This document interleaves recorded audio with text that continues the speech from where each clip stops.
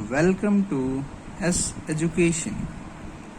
Before going towards the video, please subscribe the channel and press the bell icon to get the notification as early as possible. तो चलते हैं अपनी आज की video की तरफ। आज की वीडियो है class 10th maths chapter 6 arithmetic progression. ये एक नया चैप्टर है क्लास 10th के बच्चों के लिए, तो आज इसे डील करते हैं। ये बहुत ही आसान चैप्टर है, तो चलिए चलते हैं अपने चैप्टर की तरफ। तो चलिए देखिए, कुछ सीरीज के बारे में मैं आपसे बात करना चाहता हूँ। पहली सीरीज पे आप ध्यान दो, 1 2 3 4। इसके बाद क्या आएगा बता सकते हो, इजीली बता सकते हो आप लोग, या 5, उसके बाद 6। एकदम से ही अब दूसरी सीरीज पे आप बात करते हैं, 2 6 10 14। अब क्या होगा बता सकते हो आप लोग, बहुत इजीली बता सकते हो, 18, उसके बाद 22, राइट। अब तीसरी सीरीज पे आते हैं, 5 10 15। ये भी सिमिलर सीरीज है, तो आप इजीली बता सकते हो। यहाँ पे हो जाएगा 20 और आगे हो जाएगा 25, ओके। अब हमारी फोर्थ सीरीज पे ध्यान दो, 7 18 29। इसमें थोड़ा सा टाइम लगेगा आपको बताने में, पर आप बता दोगे। तो चलिए मैं ही बता देता हूँ पहले। इसके बाद हमारा आएगा 40, इसके बाद 51। तो अब आप इन सीरीज में क्या देख रहे होगे, कॉमन ये देख रहे होगे कि ये सीरीज आप समझ तो रहे हो, पर ये सीरीज को कहते क्या है। यही सारी सीरीज, ये पहली सीरीज, दूसरी सीरीज, तीसरी सीरीज और चौथी सीरीज, यही सारी हमारी अर्थमेटिक प्रोग्रेशन में है। तो अब मैं आपको इसका डिफिनेशन बता देता हूँ, आपको इजीली समझ में आएगा। एन अर्थमेटिक एपी को, अर्थमेटिक प्रोग्रेशन को हम लोग शॉर्ट फॉर्म में एपी लिखते हैं। इसका डिफिनेशन क्या है, an AP is a list of number in which each term is obtained by adding a fixed number two it's preceding term. ये चेक भी कर सकते हो। इसका कहने का अर्थ है कि अर्थमेटिक प्रोग्रेशन वह लिस्ट ऑफ नंबर्स है, वह ग्रुप ऑफ नंबर्स है जिसमें हर एक टर्म, अगला टर्म ऑब्टेन हम लोग कर सकते हैं by adding a fixed number. एक फिक्स नंबर ऐड करेंगे तो हमारा अगला टर्म ऑब्टेन हो जाएगा। अगर 2 में 1, इस सीरीज में आप देख सकते हो, 2 में 1 हमने ऐड किया 3 हो गया, 3 में 1 ऐड किया 4 हो गया। सेम इसी तरह 2 में 4 ऐड किया 6 हो गया, 6 में 4 ऐड किया 10 हो गया, 10 में 4 ऐड किया 14 हो गया, 14 में 4 18 हो गया, 18 में 4 22 हो गया, 5 में 5 ऐड किया 10 हो गया, 10 में 5 ऐड किया 15 हो गया, 15 में 5 ऐड किया 20 हो गया, और 20 में 5 25। फिर फोर्थ सीरीज में भी आप देख सकते हो, 7 में हमने 11 ऐड किया तो 18 है, 18 में 11 ऐड किया 29 है, 29 में 11 ऐड किया 40 है, 40 में 11 ऐड किया 51 है। इसकी बातों पे आप ध्यान देना। लास्ट में है एक्सेप्ट इट्स फर्स्ट टर्म, क्योंकि हम फर्स्ट टर्म ऑब्टेन नहीं कर सकते, फर्स्ट टर्म हमारा गिवन होगा। इसलिए an AP is a list of number in which each term is obtained by adding a fixed number two it's preceding term except its first term, and that preceding term is called the number which is added to that preceding term. The fixed number is called common difference. वह number जो कि preceding term में हमने add किया था पहले series में 1 और दूसरे सीरीज में 4, वही फिक्स नंबर है, कॉमन डिफरेंस कहते हैं। और ये क्या हो सकता है, पॉजिटिव भी हो सकता है, निगेटिव भी हो सकता है। जीरो इसलिए नहीं होगा कि अगर जीरो हो गया हमारा कॉमन डिफरेंस, तो हमारा नेक्स्ट टर्म भी वही आएगा, उसका अगला नेक्स्ट टर्म भी वही आएगा, तब तो सीरीज तो बनी ही नहीं कुछ वैसा जीरो आप ऐड करके सेम नंबर लिख दो सीरीज में, वो तो अलग बात है, वो सीरीज तो हुई नहीं। इसलिए it can be positive, negative, fraction भी हो सकता है। अगर सेम कॉमन डिफरेंस रहा तो फ्रैक्शन भी हमारा आ सकता है एपी में। ओके, तो अब बात करते हैं कुछ सीरीज की, और ताकि हम एक फॉर्मूला डिराइव कर सकें जिससे आप अपने बुक का सम सॉल्व कर सको। तो अब इस सीरीज से हम लोग देखते हैं जो हमने पहली सीरीज देखी थी 1 2 3 4 5 6। अब हमने सारे टर्म को उसकी डेजिग्नेशन दे दी। पहले टर्म को A1, दूसरे टर्म को A2, तीसरे टर्म को A3, जिसे हम डेजिग्नेट करते हैं टर्म का नेम। उसी तरह हमने इसमें नेम डेजिग्नेट किया है, तो लास्ट टर्म हमारा n तक अगर होगा तो an हो जाएगा। तो अब हम पहला टर्म यहाँ पे चेक करते हैं, तो a1 इक्वल टू 1 हम लोग लिख सकते हैं। तो पहला टर्म हमारा a1 इक्वल टू 1 है, और हमने AP के डिफिनेशन में आपको बताया था। अब देख लो दूसरा टर्म, आपको खुद समझ आएगा। दूसरा टर्म हमारा a2 इक्वल टू 2 है। 2 को हम लोग क्या लिख सकते हैं, 2 इक्वल टू 1 प्लस 1, और हमारा 1 क्या है, पहला टर्म है, तो 1 plus 1 equal to a1 plus 1। तीसरा टर्म हम लोग देखते हैं a3 इक्वल टू 3। 3 को क्या लिख सकते हैं, 2 प्लस 1। 2 क्या है हमारा, a2, तो इसको लिख सकते हैं a2 प्लस 1। अब a2 हमारा क्या था, a2 equal to a1 plus 1, तो a1 प्लस 1 प्लस 1, तो फिर ये a1 प्लस 1 प्लस 1 2। इसको हम लोग लिख सकते हैं 3 माइनस 1 इंटू 1, तो 2 इंटू 1। और अब आप ये देख रहे होंगे कि एक फिक्स नंबर जो है ऐड हो रहा है। उसके ईच टर्म, अगला टर्म निकालने के लिए प्रीसीडिंग टर्म में एक फिक्स नंबर ऐड हो रहा है। a3 निकालने के लिए a2 में 1 ऐड हुआ, a2 निकालने के लिए a1 में 1 ऐड हुआ। a4 इक्वल टू 4 जो हमारा दिया हुआ टर्म, उसको 4 को हम लोग लिख सकते हैं 3 plus 1 which is equal to a3 plus 1। a3 हमारा है 3, तो a3 में हमने फिर एक फिक्स नंबर ऐड किया। a4 को हम लोग फिर लिख सकते हैं a3 प्लस 1। a4 निकालने के लिए हमने इसके प्रीसीडिंग टर्म a3 में 1 ऐड किया, और a3 को हम लोग क्या लिख सकते हैं, a1 प्लस 1 प्लस 1, और a1 plus 1 plus 1 a1 plus 2, तो हमने यहाँ लिख दिया a1 plus 2 plus 1। a1 plus 2 plus 1 क्या हो गया, इक्वल टू a1 प्लस 3। अब a1 और क्या लिख सकते हैं इसे हम, a1 प्लस 3 को क्या लिख सकते हैं, 4 माइनस 1 इंटू 1, 4 माइनस 1 3 इंटू 1 3।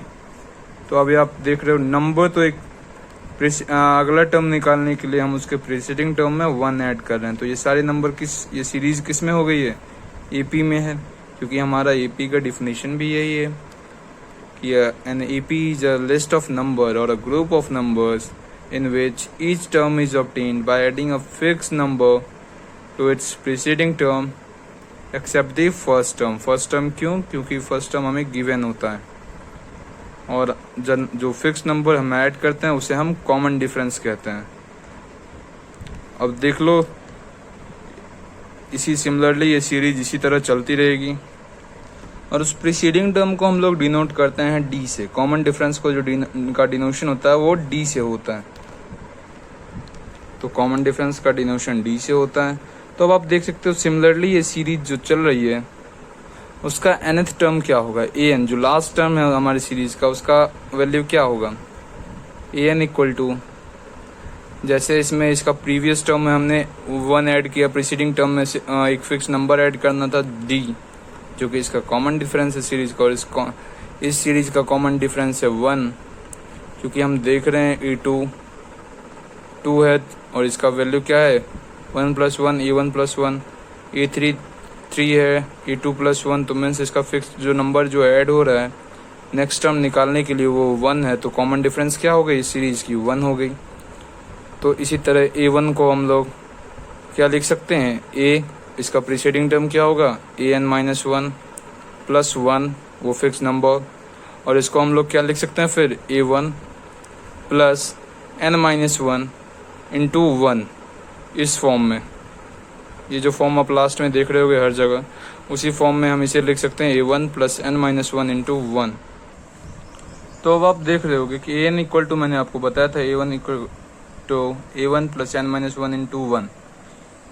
यहाँ पे 1 मैंने आपको बता दिया था कि कॉमन डिफरेंस 1 है, तो हम इसे d लिख सकते हैं, तो equal to A1 plus n-1 into D. तो ये हमारा फॉर्मूला होगा, यही डेरिवेशन है फॉर्मूले का, जिस पे आपका अधिकतर सम बनेगा। एक्सरसाइज 1, एक्सरसाइज 2, ये सारे इसी फॉर्मूले पे बन जाएंगे। फॉर्मूला है AN, CBSE के NCERT बुक का मैं बता रहा हूँ। एक्सरसाइज 1, एक्सरसाइज 2 आराम से बन जाएगा। ICSE की भी आधी से अधिक प्रॉब्लम इसी फॉर्मूले पे बन जाएगी। इस चैप्टर में आप लोगों के लिए एक अच्छी बात यह है कि इस चैप्टर में सिर्फ 2 फॉर्मूले हैं, एक सम ऑफ n टर्म्स जो मैं फिर आगे बताऊंगा, और एक nth टर्म निकालने का फॉर्मूला। तो यही है हमारा nth टर्म निकालने का formula, an equal to A1 plus n-1 into D. इसको आप जिस तरीके से भी हो याद कर लो, ये फॉर्मूला nth टर्म निकालने का है। इससे आपका एक्सरसाइज 1, एक्सरसाइज 2 आराम से बन जाएंगे, और एग्ज़ाम में भी एटलीस्ट 4 मार्क्स तो आप फिक्स सिक्योर कर ही लोगे। अब चलते हैं आपको इसका एप्लीकेशन बता देता हूँ। कॉमन डिफरेंस निकालने का फॉर्मूला है d equal to A2 minus A1 A3 equal to A3 minus A2। सारा का डिफरेंस वो जो फिक्स नंबर होना चाहिए वो निकालने का तरीका यही है। अगर वो सीरीज तभी AP में है जब उसमें फिक्स नंबर ऐड हो, उसका कॉमन डिफरेंस सेम हो। तो A2 माइनस A1 या equal to A3 minus A2 equal to A4 minus A3। अब आप इस सीरीज में ही देख लो, 1 2 3 4 5 6 का जो ये सीरीज है, इस सीरीज में देखो A2 minus A1 2 minus 1 equal to 1, A3 minus A2 4 minus 3 equal to 4 minus 3 equal to 1, 5 minus 4 equal to 1। इस सब का कॉमन डिफरेंस जो है 1 है। तो मतलब ये जो सीरीज़ है ये AP में है। तो चलिए अब हम एक सीरीज़ का हमारे पास फॉर्मूला मिल चुका है nth टर्म निकालने का। तो एक सीरीज़ में हम एग्जांपल देखते हैं किस तरीके से nth टर्म निकाला जाए। तो हमारा सीरीज़ जो है 5, 11, 17, और हमें ये टर्म निकालना है, फिर ये टर्म निकालना है। तो हम इसमें देख लेंगे कि हम सारे टर्म को उनकी डेजिग्नेशन असाइन कर देते हैं। तो पहला टर्म हमारा A1 है, हमारा 5 हो गया A1, ये हो गया A2, ये हो गया A3, ये हो गया A4, ये हो गया A5। अब हम देखते हैं इसमें हमारा कॉमन डिफरेंस क्या होगा। तो हमने आपको बताया था कि A2 माइनस A1, तो 11 माइनस 5 6, फिर A3 minus A2 17 minus 11 6। Difference जो कि है कॉमन है, मतलब दोनों में सेम डिफरेंस है। तो A3 minus A2 equal to भी 6, A2 minus A1 equal to भी 6। मतलब कि ये जो सीरीज है वो AP में है। हर एक उसके नेक्स्ट टर्म निकालने के लिए उसके प्रीसिडिंग टर्म में फिक्स नंबर ऐड करना पड़ रहा है। तो आप ये देख रहे होगे कि ये टर्म सीरीज जो है ये AP में है। तो इसी तरह हम पता लगाते हैं कि कोई सीरीज AP में है या नहीं, उसका कॉमन डिफरेंस सेम होना चाहिए, तभी तो वो कॉमन डिफरेंस होगी। ऐसे तो डिफरेंस हो जाएगी। जब तक वो कॉमन डिफरेंस नहीं होगी वो सीरीज या ग्रुप ऑफ नंबर्स AP में नहीं होगा। तो अब हमें कह रहा है कि ये टर्म फाइंड आउट करने थे, तो हमने इसका डिजिग्नेशन असाइन कर दिया। ये A4 है, ये 5 है। इसका कॉमन डिफरेंस इस सीरीज का 6 है। और हमारे पास फॉर्मूले थे, A4 हमें निकालना था, तो हमारा A4 निकालना है हमें, और इसके लिए हमारे पास फॉर्मूला है। nth टर्म निकालने का फॉर्मूला क्या था आपने अभी जाना था, nth term an equal to A1 plus n-1 into common difference d। यहाँ पे हमारा A1 हमें मिल चुका है, d मिल चुका है कॉमन डिफरेंस, और nth टर्म हमारा A4 है, हमें A4 निकालना है। तो A4 equal to A1 plus n-1, यहाँ पे n क्या है 4 है, तो n की जगह पे हम लोग 4 लिख देंगे। 4 minus 1 into common difference d which is equal to A1 plus 4 minus 1 into 6 equal to A1 हमारा 5 है, 5 plus 4 minus 1 3, 3 into 6 18 equal to 18 plus 5 23। तो हमारा फोर्थ टर्म 23 हो जाएगा। अब हमारा फिफ्थ टर्म हमें निकालना है, तो ये फिफ्थ टर्म निकालना है। तो फिफ्थ टर्म के लिए फॉर्मूला फिर वही है, A1 प्लस n की जगह पे 5 n-1 इंटू डी, तो 5 minus 1 into D which is equal to A1 plus 5 minus 1 into common difference 6, which is equal to 5 plus 6 into 4 24 equal to 24 plus 5 29. तो हमारा फोर्थ टर्म हो गया 24, फिफ्थ टर्म हो गया 29. एक दो और हम सम सॉल्व करेंगे इस फॉर्मूले पे, फिर हम चलेंगे अपने नेक्स्ट फॉर्मूले की ओर, सम ऑफ n टर्म्स की ओर. तो चलिए हमारा नेक्स्ट सम क्या होगा. तो हम पहला सम देखते हैं आप ही के एनसीईआरटी बुक क्लास 10 सीबीएसई के एक्सरसाइज 5.1 का पहला सम हम लोग देखते हैं. अच्छा सम लग रहा है, चलिए देखते हैं क्वेश्चन क्या क्या है. क्वेश्चन कह रहा है in which of the following situation does the number involve makes an arithmetic progression and why. पहला, the taxi fare after each kilometre and the fare is Rs15 for the first kilometre and Rs8 for the each additional kilometer. दूसरा, the amount of air present in a cylinder when a vacuum pump removes 1/4 of the air remaining in the cylinder at a time. The cost of digging a well after every meter of digging when it costs Rs150 for the first meter and rises by Rs50 for each subsequent meter. Fourth, the amount of money in the account every year when Rs10,000 is deposited at compound interest at 8% per annum. तो हम पहले इसमें से आसान सम जो लग रहा है उन्हें हम निकाल देते हैं. तो हमें सबसे आसान लग रहा है थर्ड नंबर. पहले देख लो, क्योंकि इसमें हमें बताया जा रहा है कि एक सब्सिक्वेंट डिगिंग का जो कॉस्ट है, पहला कॉस्ट जो है पहले मीटर के लिए 150 है. उसके बाद हर एक मीटर के लिए कॉस्ट जो है वो राइज कर रहा है कितने से, Rs50 से. ये तो एक डायरेक्ट एपी का सम है. तो इसका मतलब हमें निकालना क्या है कि cost of digging a well हमारा दिया हुआ है, इसलिए ये सिंपल एपी का क्वेश्चन है, तो इसे हम लोग स्किप कर सकते हैं. एक अच्छा क्वेश्चन देख. तो अब इस क्वेश्चन में कह रहा है कि हमें वो सीरीज पता लगानी है जो एपी में है, और दूसरी वो कि जो एपी में नहीं है. तो जो एपी में है उनके लिए हम रीजन नहीं देना है, और जो एपी में नहीं है उन्हें हमें रीजन दे के बताना है. तो पहला हम लोग देख सकते हैं टैक्सी फेयर. हमारी जो सवारी टैक्सी फेयर की जो कीमत है वो हर एक किलोमीटर के लिए, जबकि पहला किलोमीटर चलने के लिए हमारा फेयर है Rs15, और उसके बाद हर एक एडिशनल किलोमीटर के लिए Rs8 ऐड होगा. तो इसका मतलब क्या है कि अगर हमारा पहले किलोमीटर के लिए फेयर है 15, देन नेक्स्ट किलोमीटर 2 किलोमीटर का फेयर हो जाएगा 15 + 8 23, फिर नेक्स्ट किलोमीटर का 23 + 8 31. मीन्स ये एक अर्थमेटिक प्रोग्रेशन है. तो बस हमें रीजन नहीं देना है, हमने पहचान लिया, बिल्कुल सही. अब दूसरा देखते हैं, amount of air present in a cylinder. एक सिलेंडर में जो एयर प्रेजेंट है उसे वैक्यूम पंप रिमूव कर रहा है 1/4 of the air remaining in the cylinder at a time. हर एक बार वो 1/4 ऑफ द एयर जो सिलेंडर में है उसे रिमूव कर रहा है. तो पहली बार जब सिलेंडर फुल था तो उसमें हमारा एयर कितना हो गया, 1 हो गया. उसे हम 1 यूनिट मान के चलते हैं, तो उस 1 यूनिट का 1/4 उसने रिमूव कर दिया. अब जब उसने 1/4 रिमूव कर दिया तो हमारे सिलेंडर में कितना एयर बचा, हमारे सिलेंडर में 1 - 1/4 3/4 यूनिट एयर बचा. जब नेक्स्ट टाइम तो फिर 3/4 बचा, फिर उसका 1/4 वो रिमूव करेगा नेक्स्ट टाइम में. तो 3/4 का 1/4 कितना हो गया, 3/16 हो गया. अब नेक्स्ट टाइम में वो 3/16 रिमूव कर रहा है. मीन्स इसका कॉमन डिफरेंस सेम नहीं है, तो इसलिए ये अर्थमेटिक प्रोग्रेशन में नहीं है. फिर थर्ड नंबर अर्थमेटिक प्रोग्रेशन में इजीली है, क्योंकि आप देख रहे हो पहला मीटर जो डिग किया है उसका कॉस्ट 150 है, उसके नेक्स्ट मीटर का कॉस्ट एडिशनल 50 रुपीज लगेगा हर एक नेक्स्ट मीटर के लिए.